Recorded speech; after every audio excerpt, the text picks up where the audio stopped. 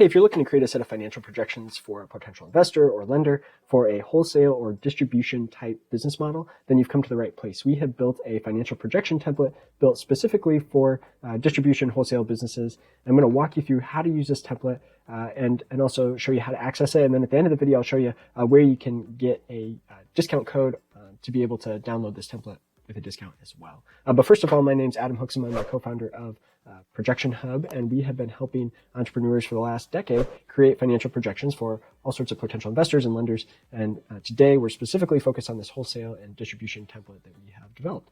So with that, I'm going to go ahead and dive in. All right, so we're going to start kind of with the end in mind. We have the At a Glance tab up here, which shows you a number of different charts and tables and graphs that you'll be able to get a kind of use of startup funds, profit and loss at a glance, some key ratios and graphs and charts. We'll also point out our 5-year, every model will have a 5-year income statement summary, 5-year cash flow summary, and a 5-year balance sheet summary. You will also get the income statement, cash flow, and balance sheet broken down by month for each of the 5 years. So you have that detail in case you need that level of monthly detail as well.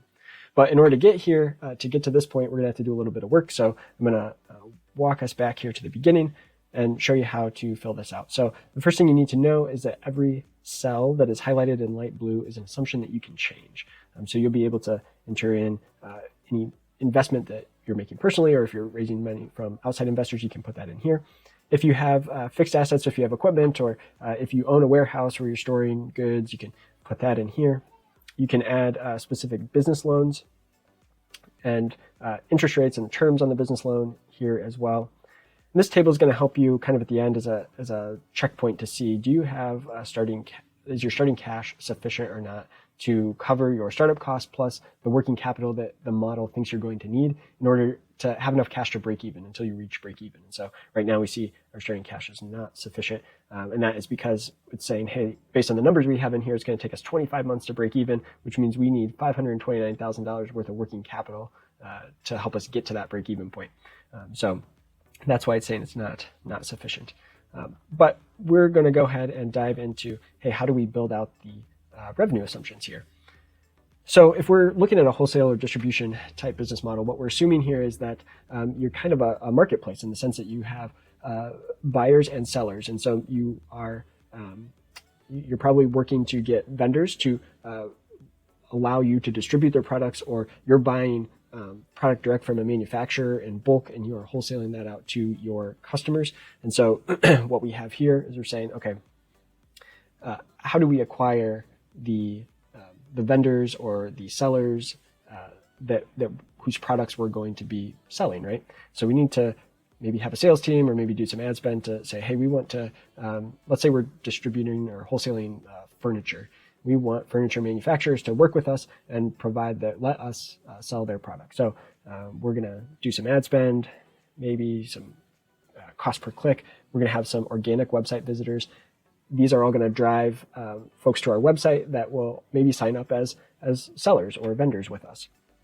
We also, maybe your model doesn't really focus on online advertising or organic website visitors, but it's really more of a sales team approach. And so we have that built in here too. You might have a number of sales team members that are focused on acquiring those sellers or vendors.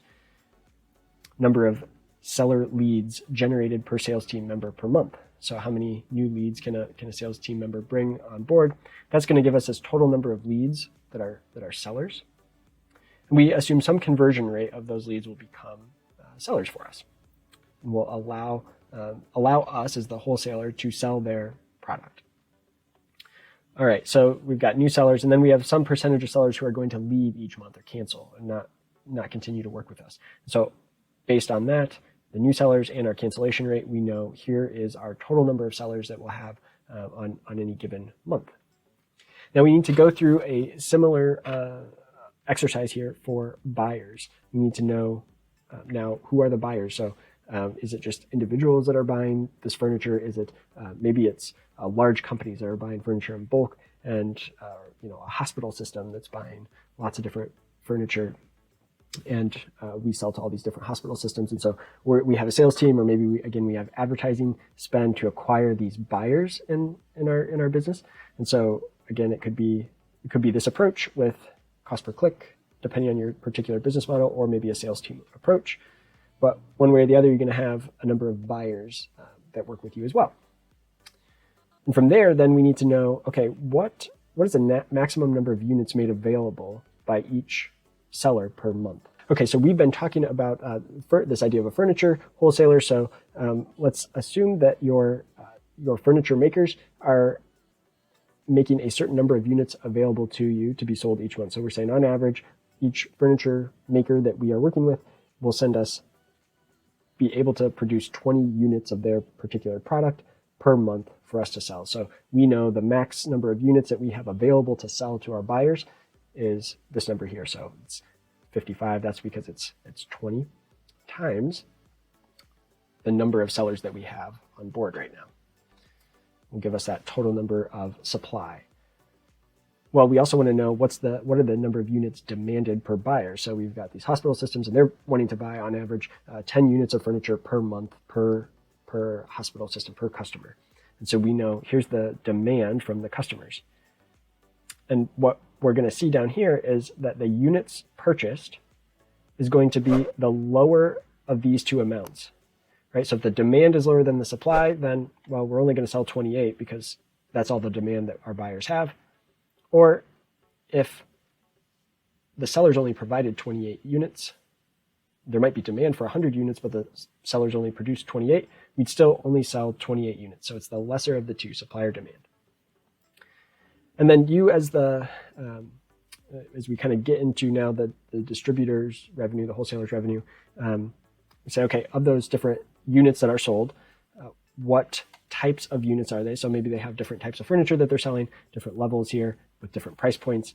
And we can say of those 28, okay, 5% of the 28 were a level 1 unit, 15% of the 28 were level 2 unit. You want to make sure that these percentage of purchases, this is kind of the distribution of the purchases, that this adds up to 100, okay? You can add an annual growth rate in the revenue per unit. So it's basically a way to increase the prices over time. All right, now there's a couple different approaches, and it depends on your particular business model here.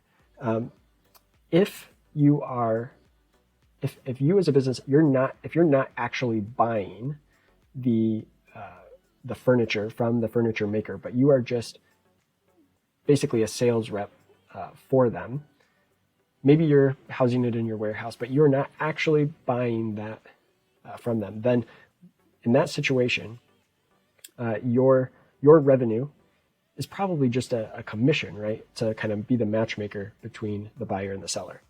So that is one approach where you might generate a per transaction fee.